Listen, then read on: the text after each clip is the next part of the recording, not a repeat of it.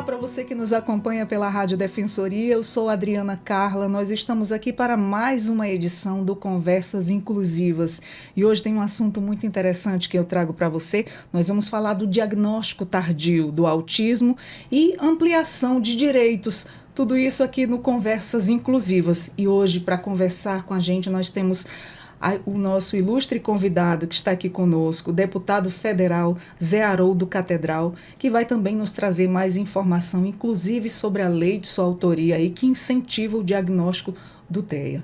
Seja muito bem-vindo, deputado, ao Conversas Inclusivas. É uma honra te receber aqui. Obrigado, Adriana. Eu que fico muito lisonjeado em ter sido convidado, né, para estar aqui com você, conversando. Desejo uma boa tarde aí para todos os nossos ouvintes que estão nos assistindo nesse momento.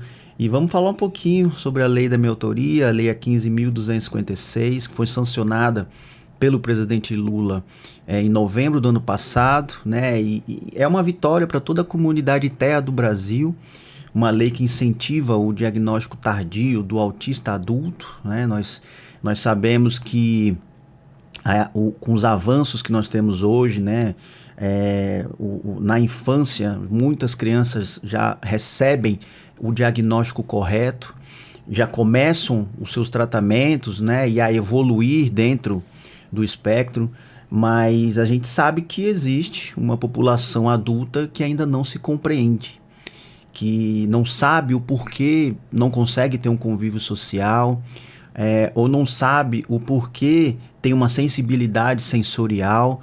São todas características do autismo, né? Então essa população adulta que passou pela infância e sozinho às vezes, né, se desenvolveu, mas chega numa fase adulta, ele pode acabar achando que ele tem uma depressão ou que ele tem uma ansiedade.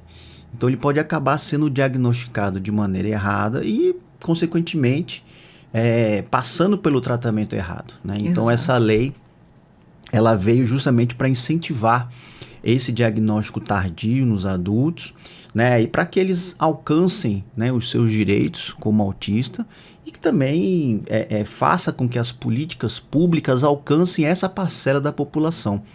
A gente sabe que hoje as políticas públicas para o diagnóstico da infância são muitas, né? Desde as normativas, desde o colégio, né, já são feitas para que quanto mais cedo você diagnostique uma criança, né, ela possa acessar a isso. Mas quando um adulto ele passa por isso e chega na vida, uma pessoa passa por isso e chega na vida adulta, essas políticas cessam, né? E essa lei vem para corrigir, né, essa distorção que existe dentro do diagnóstico do adulto autista. Exato, porque até então as pessoas sempre falam muito no diagnóstico ali de primeira infância, ali quando a criança está começando a se descobrir, que os pais começam a enxergar ali já as suas primeiras dificuldades.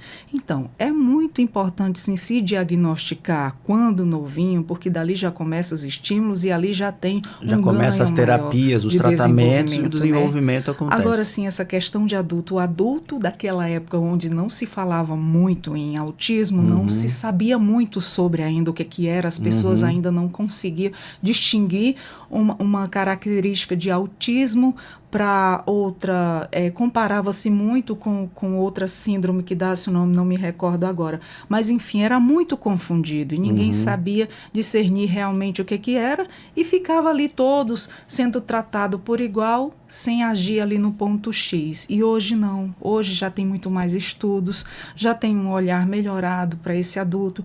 As pessoas quando têm filhos autistas e a partir dali eles começam a, será que eu sou também? Muitos pais, eles acabam, diante do diagnóstico dos filhos, acabam se descobrindo autistas também. Exato. Né? Eu conheço pessoas que têm já 1, 2 filhos e eles falam, olha, eu via meu filho e eu comecei a lembrar da minha infância, que eu passei também por tudo isso, né? E aí acaba a pessoa, né, aí obtendo aí também, né, o diagnóstico de que ele é um autista também. Né? Exatamente. Que teve que se desenvolver, né, sozinho, né, porque não passou por nenhuma terapia, isso. mas está podendo ter enxergando isso e tendo essa sensibilidade de não, se eu passei por isso sozinho, não, meu filho vai receber o tratamento adequado, né? Então, Exatamente. Isso mostra a evolução da nossa ciência, né, da nossa saúde, dos estudos feitos em cima do espectro autista, né, o desenvolvimento das terapias, né, o desenvolvimento dos diagnósticos, né, a própria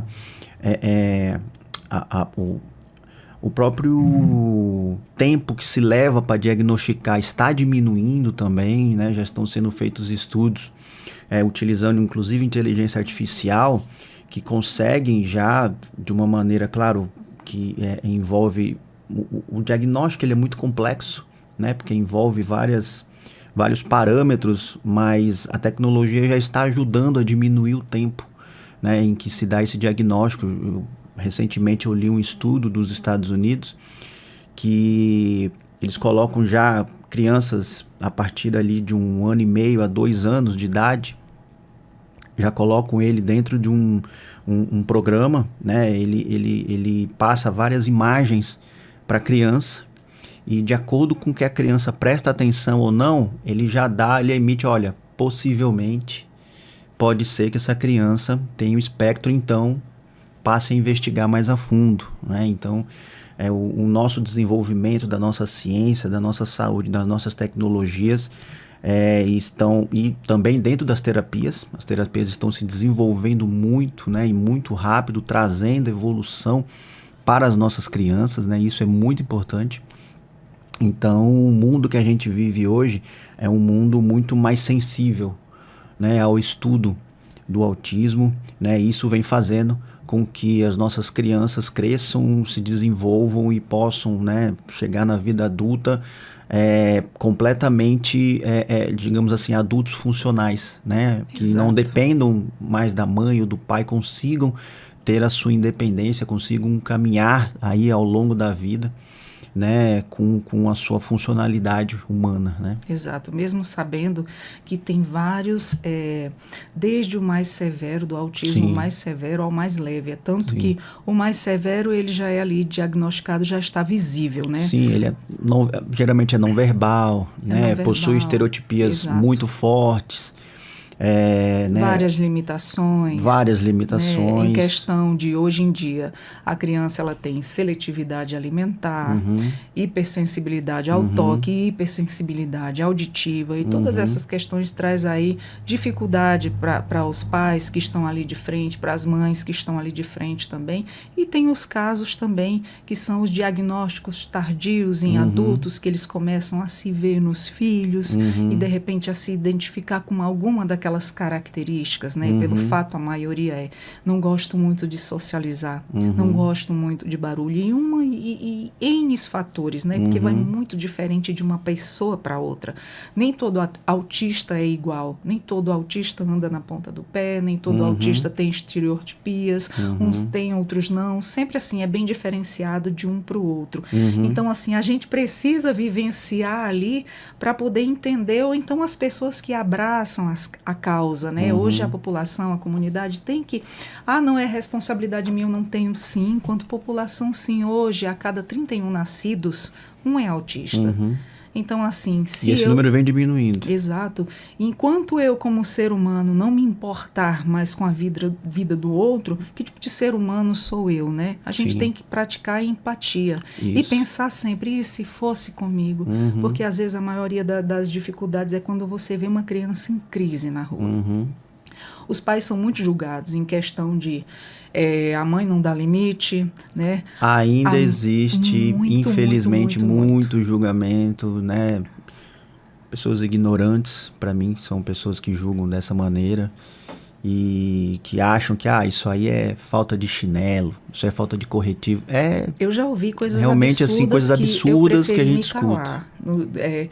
Você usa seu filho. Eu disse, eu uso meu filho? Nunca vou usar meu filho. Agora sim, eu protejo ele de pessoas que não têm um entendimento. Claro. Isso aí torna a vida dele e a minha muito mais difícil. Mas, enfim, por um mundo melhor, né? A gente luta por isso todo dia, as famílias, as pessoas que abraçam a causa E assim, um dia de cada vez, e a gente vai vencendo. Já tem muitos avanços aí, já muitas melhorias olhando para trás, né? Hoje já se tem muito mais o conhecimento, já se tem muito mais evolução e a gente espera cada vez mais melhora. Que uma das dificuldades, deputado, hoje, falando como mãe, né, de 2 crianças, e conheço vários grupos de mães que quando a gente leva nos atendimentos, nas escolas, a gente conhece uma outra, conhece a dificuldade uma da outra.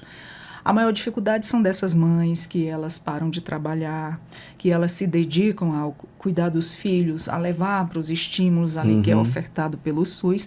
E outra dificuldade maior ainda é profissionais voltados para esses jovens, para essas crianças, uma continuação, porque estão pensando até então só ali naquele momento, na infância, sendo que temos a fase da adolescência, que é uma fase muito difícil, onde chega a puberdade, e onde aquilo tem que ser trabalhado. Sim. E a vida adulta, né? A vida inteira. É como você bem falou, que a gente tem que estimular para dar o máximo de autonomia para ele. Até porque os psicólogos nos fazem refletir muito em questão de dizer o seguinte: você não vai estar aqui para sempre. Isso. Você tem que dar autonomia para o teu filho, e seja qual for a condição dele, do mais leve ao severo, você tem que dar o máximo de autonomia para ele, deixar ele aí fazendo pelo menos o mínimo, aprendendo a tomar seu banho, a comer sozinho, seja aí onde ele conseguir, até onde ele conseguir. É isso mesmo. Né, a gente ouve muitos relatos, né, de mães que às vezes, né, têm filhos que estão dentro do aspecto de maneira mais severa, e elas falam: olha, é até triste, né, mas eu queria que meu filho morresse 5 minutos antes de mim, né? É triste você, né, ouvir isso, mas é o desespero de uma mãe. Sim.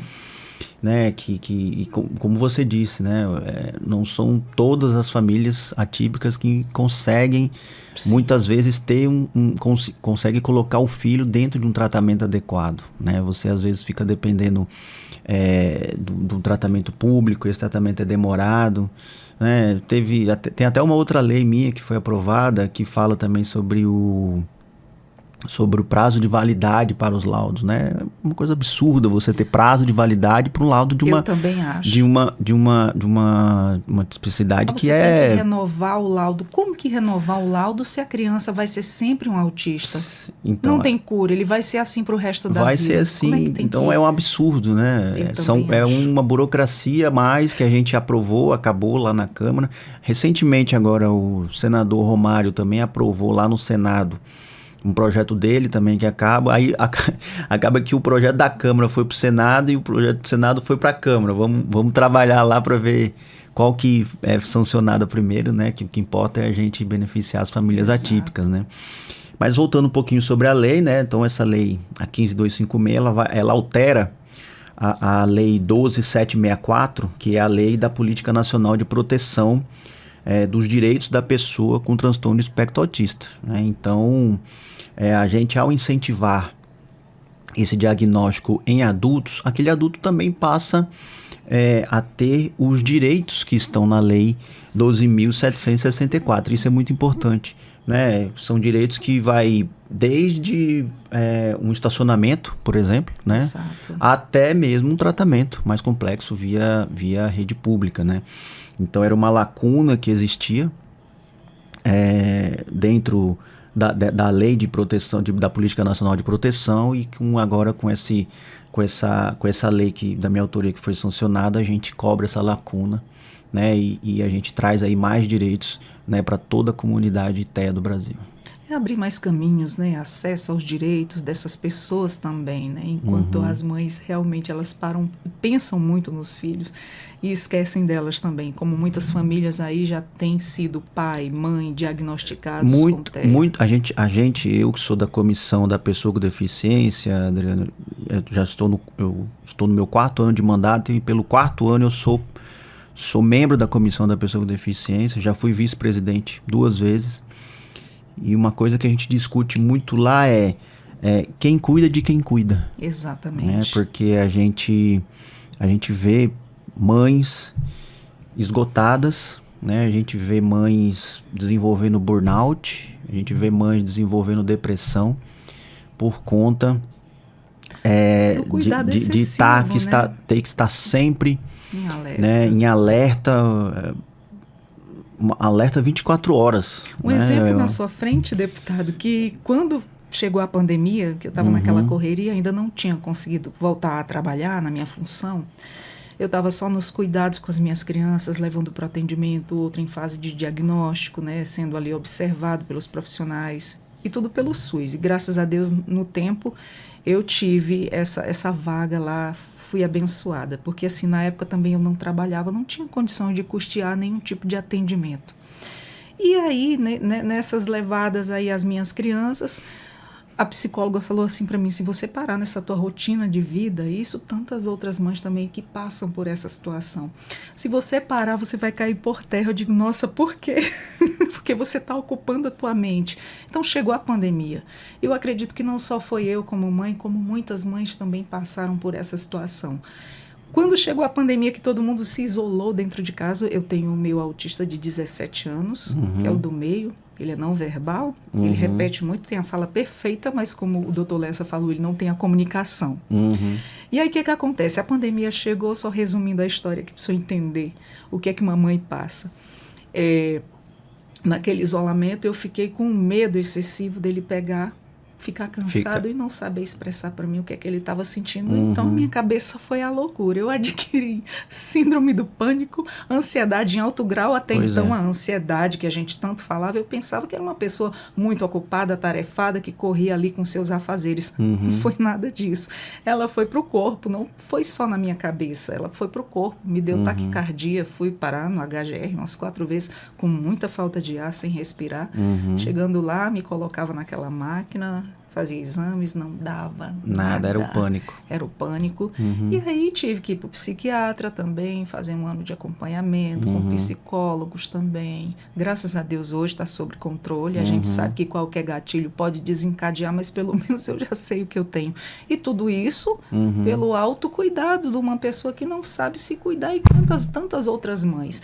Você ouviu falar também no caso daquela mãe que se matou por burnout, sobrecarregada, ela já não aguentava mais. E isso, muitas acho que pessoas teve um caso da né? mãe que matou o filho e se matou, eu acho. E teve um caso de uma que se matou porque ela não aguentou, o trabalho era demais. A criança dela era um autista severo, e assim, ela não tinha rede de apoio. Hoje é uma coisa assim gritante nas famílias, a falta de apoio.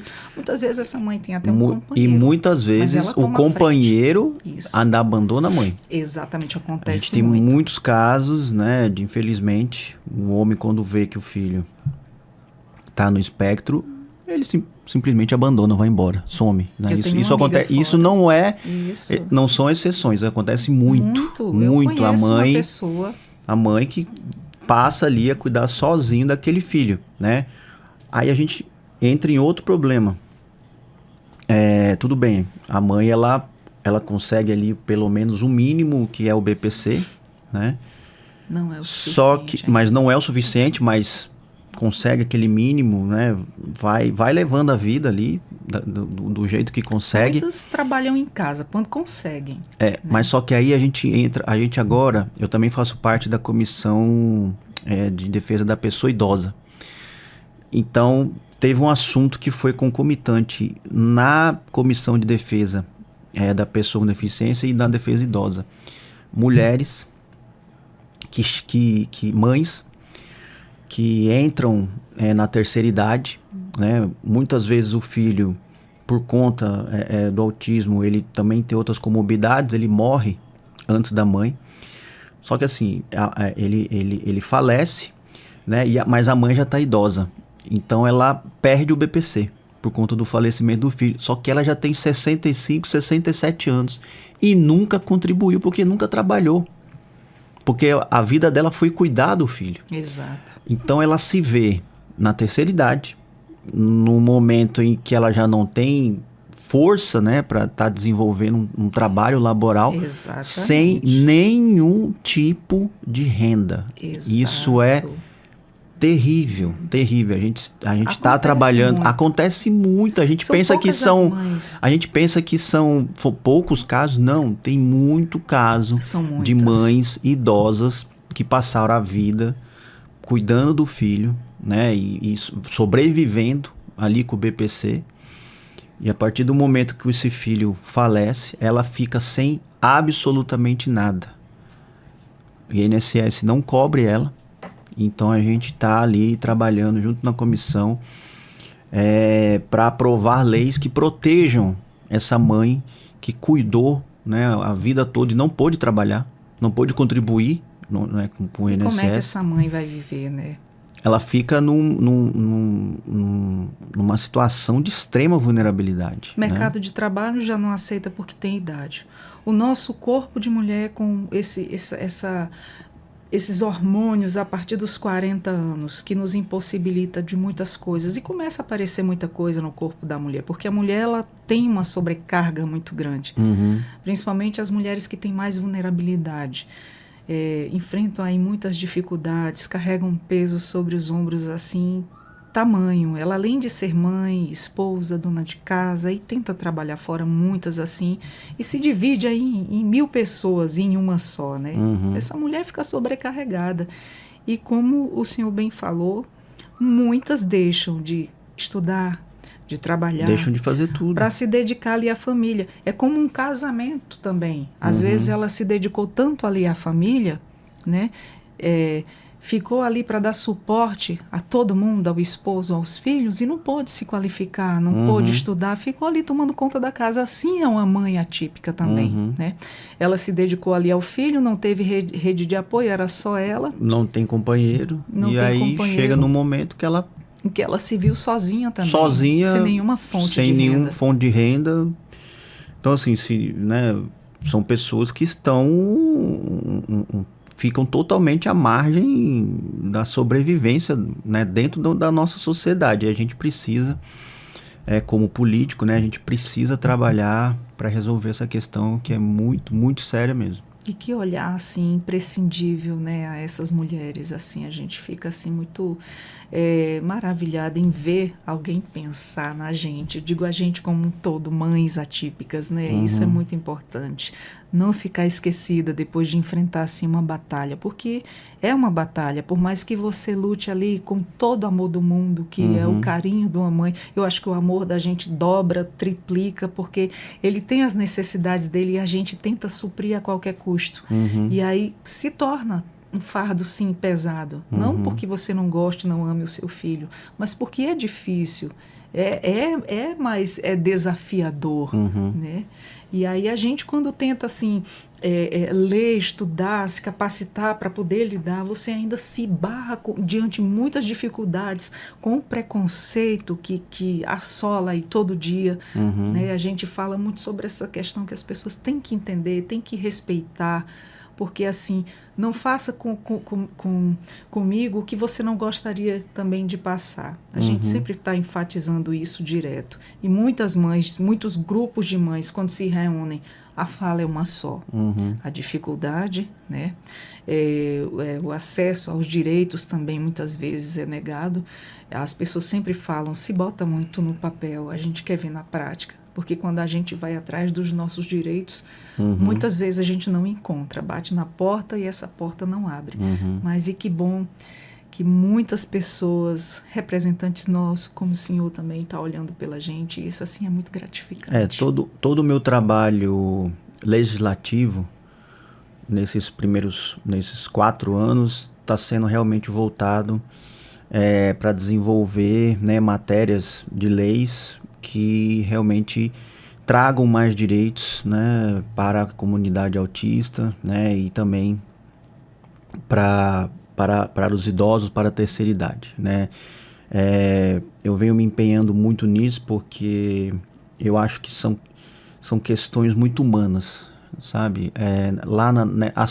Essa comissão da pessoa com deficiência e do idoso não é uma comissão que está sob os holofotes, né? Existem outras comissões que são mais midiáticas, digamos assim, né?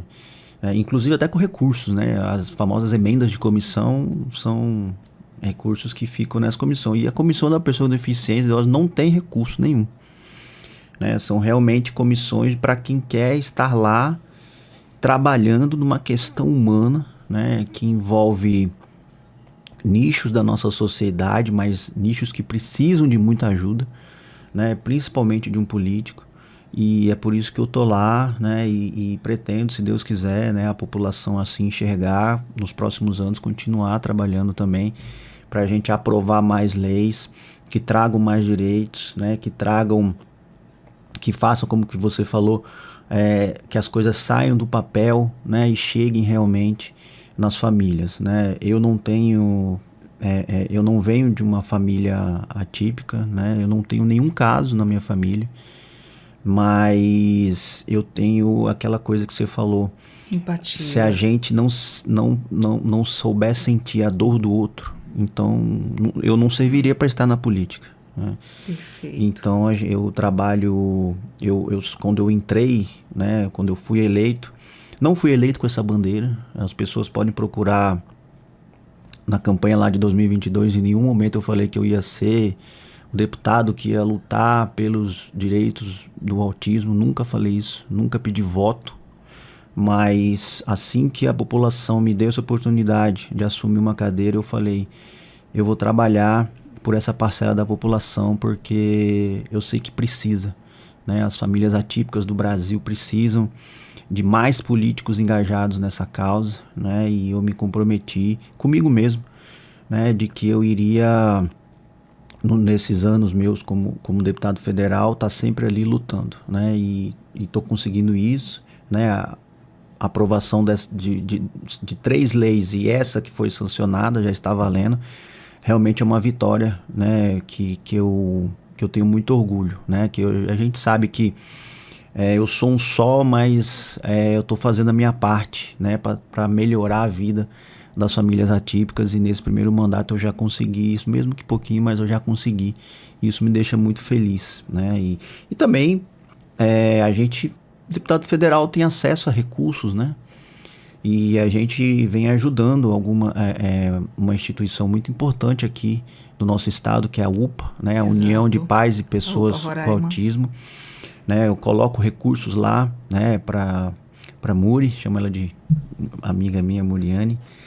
A gente coloca recursos lá para que elas estejam desenvolvendo, né, o trabalho que elas desenvolvem, né? Nós criamos a Caravana do Autismo, onde a gente elas passaram o ano todo rodando o estado todo, né, levando informações e tudo, né, através dos recursos que a gente coloca lá, que elas conseguem desenvolver esse trabalho. E a gente tá todo ano colocando recursos, coloquei esse ano novamente, né, para que a gente também tenha um papel mais incisivo também, né, na causa, não só legislativo, mas também destinando recursos para que esse trabalho junto, mais próximo às famílias atípicas roraimenses, né, seja feito. A UPA é muito importante, faz esse trabalho de mediação, inclusive eles estão aí com projetos incríveis aí, trouxeram também para cá, vai ter agora um congresso, né? Sim, é o congresso, né, eu estarei lá participei ano passado foi o primeiro.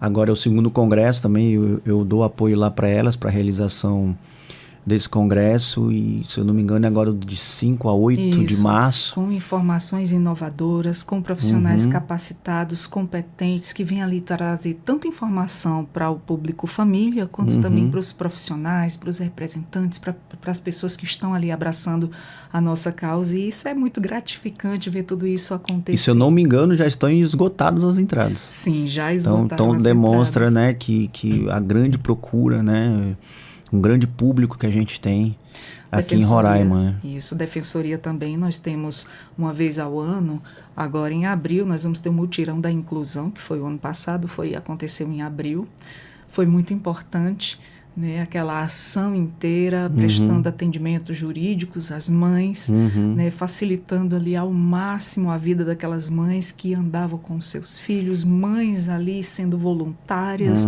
ajudando umas às outras, porque só quem vive ali a vida atípica sabe o que a gente passa. E assim, foi muito emocionante. Nós montamos até um podcast ao vivo lá, entramos no YouTube, todos os profissionais que vinham até a gente, todos os parceiros, todas as famílias, foram lá com a gente, prestaram seu depoimento, entramos ao vivo, e assim, foi um trabalho lindo, maravilhoso.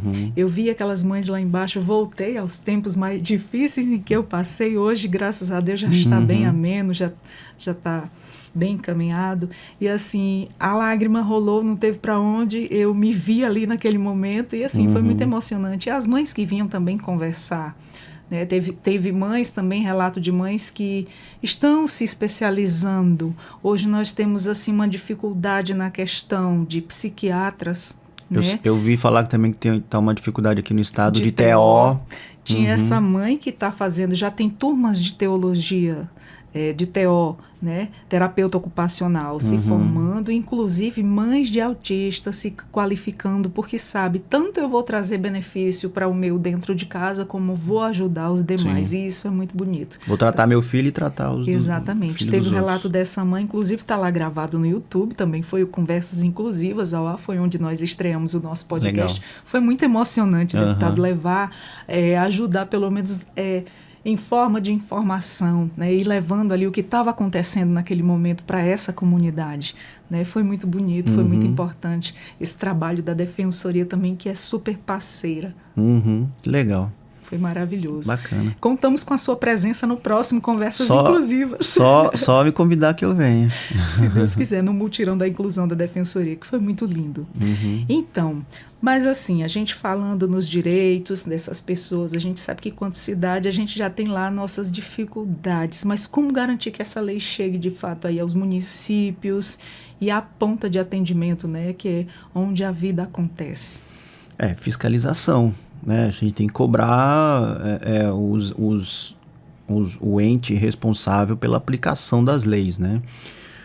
A gente tem aí o Poder Executivo, o Poder Legislativo, né? Lá no Poder Legislativo a gente elabora as leis, né? E o presidente sanciona, e a partir daí o Poder Executivo ele tem que pegar aquela lei e botar para ser executada. Então a gente tem que fiscalizar a execução das leis. Então, o que é que o governo está fazendo para incentivar o diagnóstico no adulto, né? O que é que o governo federal está fazendo? O que é que o governo estadual está fazendo? Agora é cobrança, né?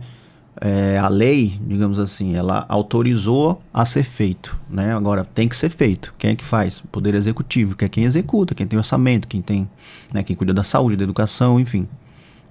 A gente agora tem que cobrar para que, né, os demais poderes, os entes que estão ali dentro, tanto municipais quanto estaduais quanto federais, eles estejam, né, efetivamente tirando isso do papel e trazendo para a realidade das pessoas, né? Se houver boa vontade, né, se houver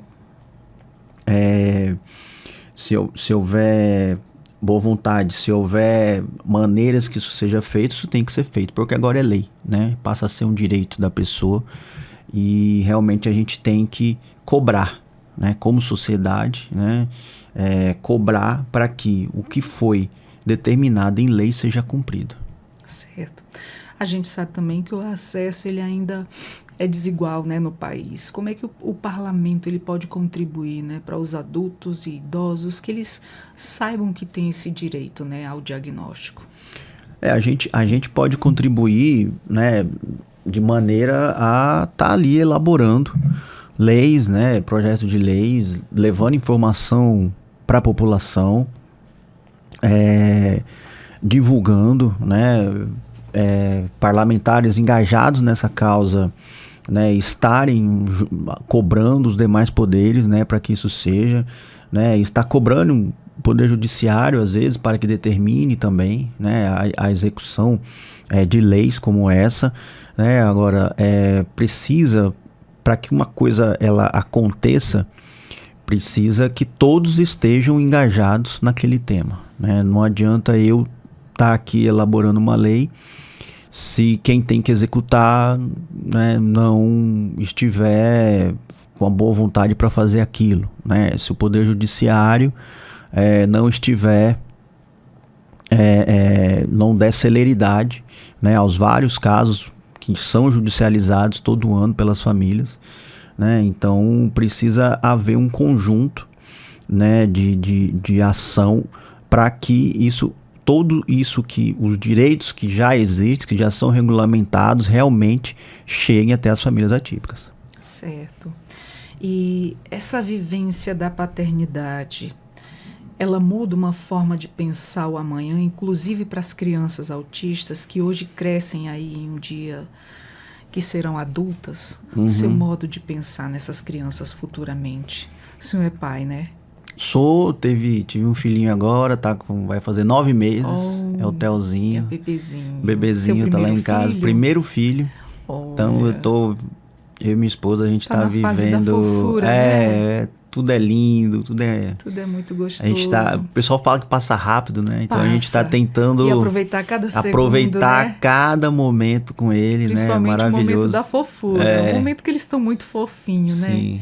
Esse ser como pai, deputado, isso te comoveu mais ainda em relação às crianças autistas? Demais, né? A gente passa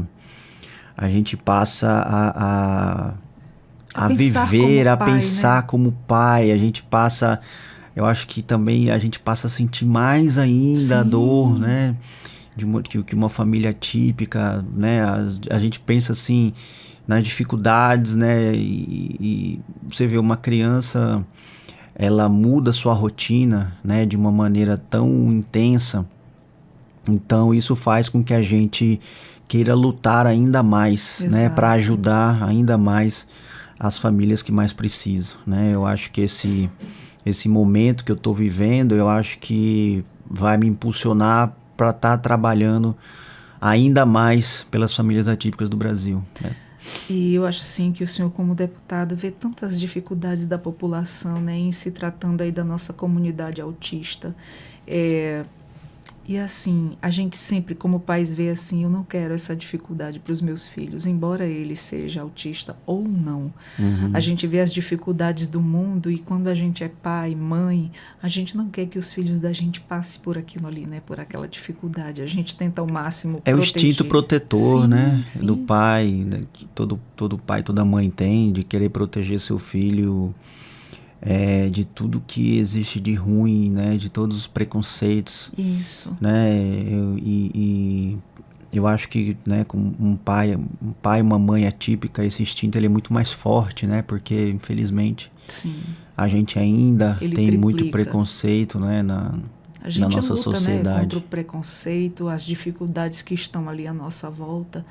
Principalmente quando a família não tem aquele poder aquisitivo de pagar um acompanhamento adequado que o seu filho está necessitando. Muitas vezes as filas são imensas. O que a gente tem ainda de atendimentos hoje são muito pouco, não supre a todo mundo. E tem muitas pessoas desassistidas ainda, é o que a gente vê, né? E ainda, por incrível que pareça, tem muito transtornos, né, que já são documentados pela ciência, mas que ainda careciam de regulamentação. Foi isso que eu fiz com o TOD. O TOD, eu ia te falar. O transtorno opositor desafiador, isso, ele já é amplamente estudado, as crianças já são diagnosticadas com o TOD, mas ele não era regulamentado na lei brasileira. E não tinha um acompanhamento adequado para ele. Não existia acompanhamento. Não tinha. Até porque não estava dentro das diretrizes da política nacional. Então, em 2023, foi a segunda lei que eu aprovei na Câmara, né, a lei que regulamentou o TOD. Maravilha. Colocou o TOD dentro dessa lei 12.764, né, que é a lei da Política Nacional de Proteção, né, das pessoas com transtorno do espectro autista.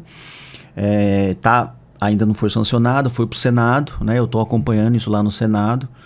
E pra você ver, o TOD não era regulamentado, então por isso não existia uma diretriz que determinasse o tratamento público para aquilo, né? Há uns anos atrás, eu me recordo de ter presenciado uma cena, tinha levado um filho, deixei num local, E o prédio. Todd traz muito preconceito das Muito. pessoas. Ele As pessoas é um falam que aquilo ali é falta de limite desafiador. E aí é que sofre o julgamento das pessoas com mais força ainda, né? É aquela criança que se joga no chão, que berra e tal. É a criança Nossa, que ela tem um transtorno que... Isso. O nome diz, transtorno opositor desafiador.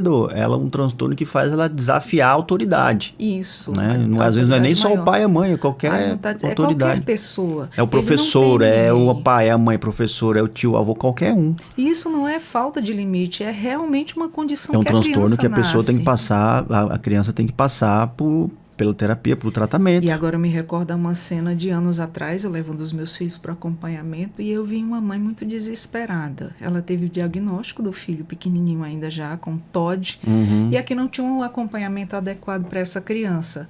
E aí falaram que ela ia ter que buscar atendimento em outro local porque lá não tinha, e ela ficou chorando ali, desesperada, o que ela ia fazer, se ela não tinha apoio, se ela não tinha para onde correr.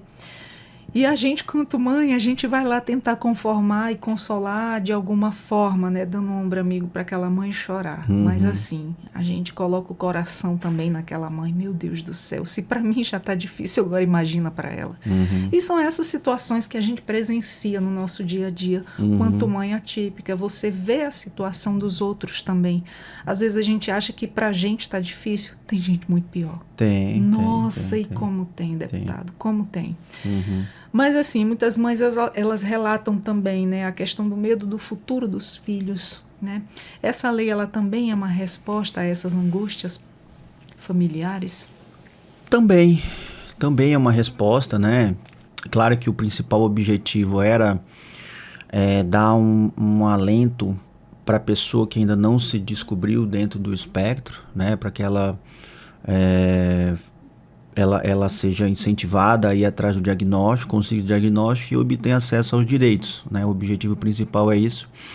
Mas também, né, eu já vi pessoas lá na comissão, a gente recebe muitas famílias atípicas lá, principalmente nas audiências públicas, e elas falam que as políticas públicas, elas vão bem até a maioridade.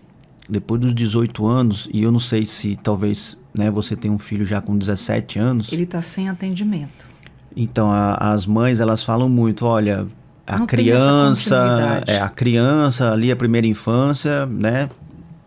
Por mais que às vezes, em alguns lugares seja precária, mas existe. Mas a partir do momento em que essa criança, ela né, passa para a adolescência, e depois completa a maioridade, praticamente depois dos 18 anos, né, já não existe mais, digamos assim, uma proteção do poder público com relação ao tratamento, né, para o autista maior de idade. Então isso é uma coisa que a gente precisa trabalhar lá também, né, porque, como você disse, existem, né, crianças, adolescentes que estão dentro do aspecto de maneira severa, vão precisar do acompanhamento a vida toda. Exatamente. Né? Não até... Né? A gente, quando está nesse andamento, eu te falo como mãe, que já passei por muitas coisas, né? São 17 anos já de caminhada. Então, assim, já vi muita coisa. Inclusive, você chega em determinados locais e o profissional chegar para você e dizer: bom, já estagnou, não tem mais o que fazer aqui. Você sabendo que o teu filho precisa de atendimento para o resto da vida, né? Porque o meu é classificado como nível suporte 2. Antigamente tinha essas classificações, né? Nível, hoje já não fala mais. O F, né? o CID já mudou, né? Era estavam... Só para o pessoal ter mais ou menos uma ideia do que é, porque também ajuda as pessoas a entenderem o grau do autismo, né? O nível suporte 1, o 2 e o 3. O meu está no meio, né? Está no 2. Então, assim, aquela pessoa que tem todo o entendimento, mas assim, ia precisar de um acompanhamento o resto da vida. E você chega, o profissional chega para você e diz: ele já está há muito tempo aqui, você não acha? Já estagnou. E aí tem muitas outras crianças que a fila está imensa e eles não têm nenhum atendimento. Assim, é difícil, te coloca numa situação que, poxa, Faz você que não refletir, é para colocar. Que não é para colocar. Primeiro que não tem que... Né? Isso deixa é uma espécie de chantagem emocional. Isso, deixa a gente falar, olha, tem muita criança que precisa, né? E você tá aqui ocupando isso é... E o meu filho? Isso é totalmente um profissional fazer isso. Exatamente. É totalmente antiético. Isso totalmente, não existe. Foi totalmente. O que eu achei, isso é uma chantagem emocional, pô. Sim, eu achei assim um despreparo, né? Então assim, você se depara com esses tipos de profissionais, você se depara com aquele que faz a diferença, aquele que faz teu filho evoluir, aquele que trabalha com amor, aquele que está ali só pelo seu salário mensal. Você se depara muito com essas N situações. Essa é uma das coisas que eu te citei. E fora o que outras e outras mães passam, né? Essas são as questões que famílias atípicas enfrentam todo o santo dia. Você enfrenta até esse despreparo, essa falta de ética. Porque, assim, se você está ali como profissional, trabalhando pelo desenvolvimento daquele ser humano, e você desestimula a mãe, né? Faz a mãe ouvir uma coisa dessa que ela não quer ouvir. E olha o que a gente já enfrenta. Tem pais que, por exemplo, eu vou me dar como exemplo porque eu posso falar de mim. A princípio, eu e o pai do meu filho, a gente pagava caro uma escola particular, achando que iria ter o melhor desenvolvimento, queria ter o melhor tratamento. Foi a pior coisa que nós fizemos na nossa vida. Foi aí que nós sofremos o maior preconceito. Tinha grupos de mãe dizendo: teu filho está atrapalhando a aula. E chegaram para mim e veio dizer: olha, tem mãe se reunindo para vir falar com você porque teu filho está atrapalhando. Eu falei: primeiro, ele tem uma professora que está lá do lado dele. Acredito que por mais que ele esteja em um comportamento diferenciado dos outros, mas o tanto que eu estou pagando é o tanto que você também está. Então isso não diminui o meu direito em relação ao seu. Agora, deixa eu te fazer uma pergunta. Você gostaria que o seu filho tivesse no lugar do meu e eu te fazer essas questões, te falar isso na sua cara assim? Isso machuca? Aí ela ficou assim tão desconfiada. E são N situações que a gente passa aí no dia a dia. E aí foi quando eu passei para o ensino público que veio dar aí uma melhorada. Uma melhorada. E ainda muitas coisas aí a serem sanadas. E você se depara com vários tipos de profissionais. Os que trabalham com amor e os que realmente não estão ali se doando o suficiente. E é muito complicado, né? Muito complicado mesmo. São N fatores aí que fazem uma mãe se desestimular, fora a carga emocional que ela já vem carregando ali anos. Anos e anos, e sem rede de apoio, e junta aí um monte de coisa. Mas, enfim, que venham as melhorias, um dia de cada vez, um passo de cada vez, e a gente vai vencendo, né? Mas, deputado, eu gostaria de te fazer uma pergunta. Como é que o Congresso ele pode atuar aí para capacitar profissionais da saúde, né? E também dar assistência social em todo o país? Olha, o Congresso ele vem atuando, né, muito nessas questões, né, principalmente relacionadas à saúde. Hoje nós temos, por exemplo, que é uma novidade dessa legislatura, né, a frente parlamentar dos defensores do autismo, né, que são um grupo de deputados, né, que se unem em todas as questões, né, relacionadas ao espectro. A gente está ali junto, lutando para garantir mais direitos, né. É claro que a gente sempre atua de maneira muito firme na cobrança, né, ao governo federal. Sempre que chega qualquer tipo de denúncia ou às vezes falta de medicamento, seja no SUS, seja em qualquer lugar, a gente vai para cima, a gente vai no ministério, a gente cobra, né? Eu já fiz vários pronunciamentos em tribuna cobrando o governo federal, né, acerca principalmente, né, com relação à medicação, né, que muitas crianças tomam, né, e que estão disponíveis na farmácia do SUS, né, e aí chega muita denúncia de que acabou, não está tendo, a gente vai sempre acontece, para cima, vem né? Uma demanda de medicação, ali quando os pais vão precisar novamente já não tem mais. Então a gente atua de uma maneira muito próxima, né, ao governo, cobrando medidas, né, que melhoram. O governo está sempre apresentando para a gente o que é feito, né? Os orçamentos são milionários, né? É gasto muito recurso da saúde no tratamento. Agora, é claro que né, são hoje nós temos estimados aí em torno de 6 milhões, se eu não me engano, no Brasil, né, de crianças diagnosticadas, né, dentro do espectro. Então é uma parcela da população muito grande, né? Mas a gente está diagnósticos, né? E a cada ano que passa crescendo mais, né? Então a gente está lá atuando para que o governo esteja realmente aumentando os orçamentos, né, para os tratamentos, né, aumentando o número de remédios disponíveis nas farmácias do SUS, né, e junto à Frente Parlamentar em Defesa, a gente está ali lutando para que as famílias atípicas, né, além de conseguirem mais direitos, também tenham a sua dignidade frente aos tratamentos, né, a sua dignidade de atendimento, né, que ele continue, né, e lá a gente está aberto, né, para receber. Eu recebo muitas denúncias, né? Nós lá na comissão recebemos também, e sempre que a gente recebe a gente vai para cima para cobrar, né? Para realmente de alguma maneira a gente tentar, né, conseguir com que os direitos, né, sejam respeitados. Perfeito. Deputado, e que legado o senhor acredita que essa legislação ela deixa aí às próximas gerações? Olha, como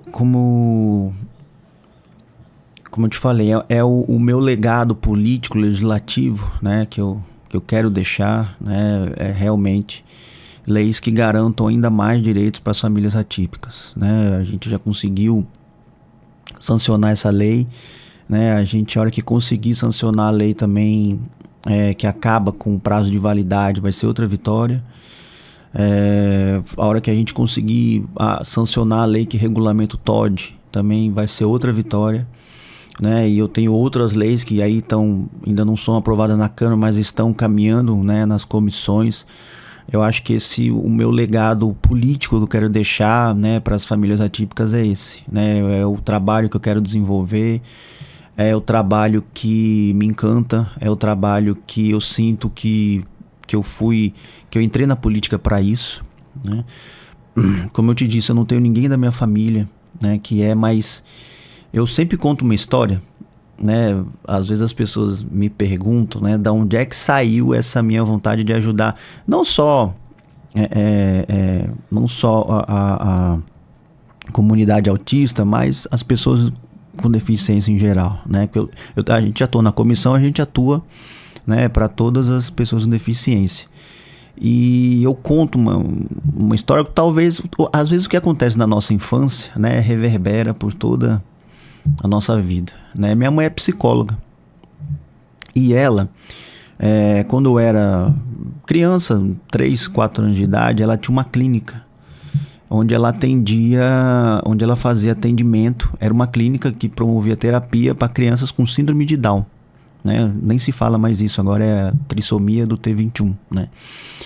E como na época ela não tinha onde me deixar, e acho que eu ainda não estava em idade de ir para a escola, ou era tarde, o período da tarde, né, que eu ia para a escola só de manhã, ela me levava junto para essa clínica e eu ficava lá junto com as outras crianças, né, com trissomia, brincando com ela. Então, assim, foram meus primeiros amigos, digamos assim, né, as primeiras lembranças que eu tenho de amizade, de estar brincando junto, eram todas com crianças que estavam dentro, né, da trissomia do T21.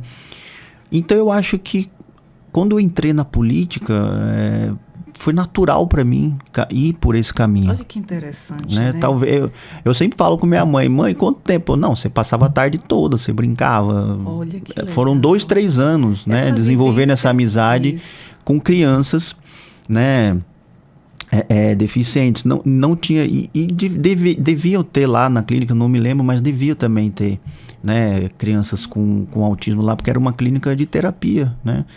Então eu acho que essa vivência da minha infância foi que trouxe essa vontade de eu estar hoje, né, lutando, né, pelas pessoas com deficiência do Brasil.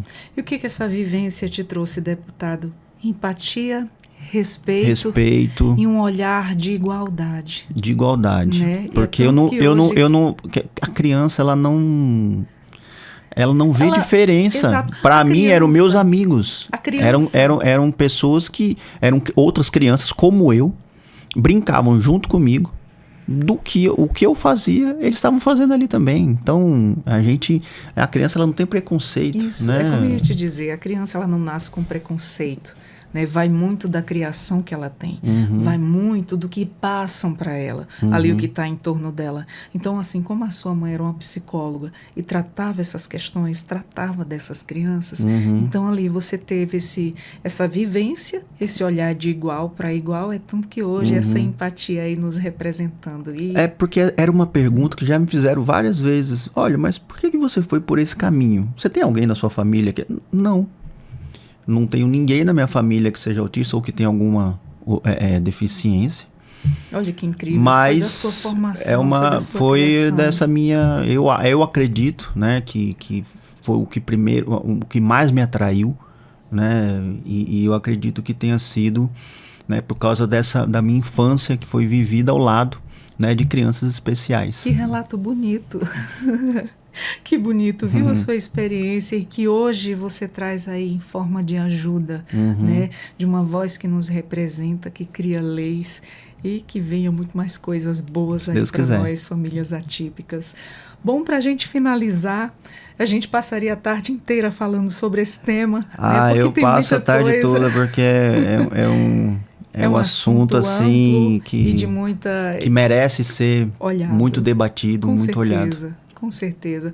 Para a gente finalizar, que mensagem o senhor, como deputado federal, deixaria aí para quem passou a vida inteira, né, se sentindo deslocado e agora começa a encontrar respostas? Procure respostas. Não permaneça, né, se sentindo deslocado. Se você sente que existe algo de diferente em você, procure ajuda. Vá atrás do diagnóstico, né, seja ele qual for, mas, né, vá atrás de uma terapia, né, faça terapia. Eu faço terapia, né, eu acho que terapia é uma coisa que todos têm que fazer. Todos nós devemos. Todos nós temos que fazer, né, a gente precisa se conhecer, né, se conheça, né, e você que sempre se sentiu diferente, né, vá atrás, né, pesquise, ache respostas para o que você sente, né? Eu acho que o que não pode é nós resguardarmos isso, né? Isso pode lá na frente transformar em uma depressão, né? Em um sentimento ruim. A gente não pode, a gente tem que se conhecer, né? O autoconhecimento ele é fundamental. Acho que isso vale para todo mundo. Com certeza. Eu acho que se o mundo, né? Se as pessoas procurassem se conhecer melhor, acho que o nosso mundo seria melhor. Eu acho que o nosso mundo haveria mais respeito, mais empatia, né? Se as pessoas elas se conhecessem, né? A gente vê, infelizmente a gente vê muitas coisas ruins no nosso mundo e a gente vê que realmente são pessoas, né, que são involuídas, né? Pessoas que ainda carregam preconceitos, pessoas que às vezes carregam traumas geracionais, né? Pessoas que não se tratam. Exatamente. Né? E isso reverbera na nossa sociedade de maneira muito ruim. De maneira muito negativa. Através de preconceito, de racismo, né, de homofobia, de várias situações que se as pessoas tivessem a consciência de fazer uma terapia, de se autoconhecer, né, elas seriam pessoas melhores, e pessoas melhores fazem um mundo melhor. E fazer uma autorreflexão, né? Hoje em dia, é como eu sempre falo e eu sempre costumo bater nessa tecla, quando a dor do outro não te comove, você tem que rever os seus conceitos. Porque assim, a gente tem que ter essa empatia, se colocar no lugar do outro. E se fosse eu não gostaria de estar sendo tratado dessa forma, ou que as pessoas me vejam com esses olhos. Então, empatia sempre, amor ao próximo, e vamos lutar todos os dias pelos nossos direitos. Deputado, fica aqui os nossos agradecimentos. Foi uma honra ter essas informações através do senhor. Seja sempre muito bem-vindo. Nosso Conversas Inclusivas aqui está à sua inteira disposição. Obrigado. Muito obrigado pelo convite. Uma satisfação, né, poder estar aqui no programa Conversas Inclusivas. Quero voltar mais vezes, se Deus quiser, falando sobre novas leis, né, que tenham sido Maravilha. aprovadas, né, sancionadas, né, se Deus quiser a gente aí, né, continuar o nosso trabalho, a gente vai continuar aí trabalhando pelas pessoas com deficiência, pelas pessoas idosas, né, aprovando leis que tragam mais direitos, né, para as famílias atípicas e desenvolvendo um trabalho lá em Brasília, um trabalho humano, um trabalho empático, um trabalho que realmente tente transformar para melhor, né, a vida das nossas famílias atípicas. Com toda certeza. Foi um prazer lhe conhecer, primeira vez que lhe vi pessoalmente, até então só por internet, televisão.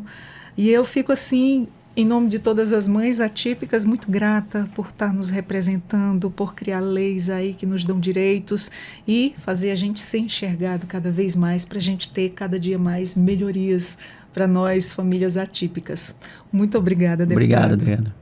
Vamos ficando por aqui. Você gostou da nossa conversa? É muita informação boa, então já compartilha. Você é família atípica ou conhece alguém que vivencia o autismo ou outras síndromes ou outras necessidades especiais? Então já compartilha essa informação. Você acessa a nossa Rádio Defensoria pelo YouTube, o Deezer e o Spotify. O nosso podcast de hoje é o Conversas Inclusivas.